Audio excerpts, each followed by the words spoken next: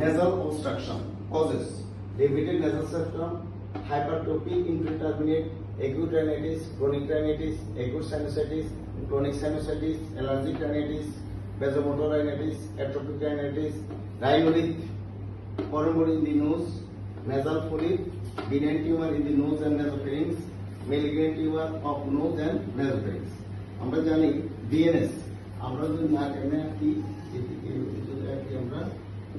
আমরা যদি এই মাঝখানের nasal septum ডেভিয়েশন থাকে এটা হলো nasal obstruction হয়।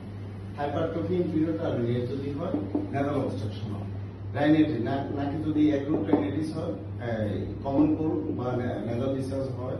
তারপর allergic rhinitis, vasomotor atrophic rhinitis, rhinolith, stone in the nose যদি হয়, coronary in the nose নাকি যদি coronary থাকে না হবে নাক বন্ধ থাকবে, nasal polyp, endocorneal polyp and intracorneal polyp যদি থাকে তাহলে নাক বন্ধ থাকবে, benign tumor nose and nasopharynx, malignant tumor nose only। নাকি যদি কোনো benign tumor বা ক্যান্সার হয় বা nasopharynx যদি benign বা ক্যান্সার হয়, benign tumor বা ক্যান্সার malignant tumor হয় তখনই নাক বন্ধ থাকবে।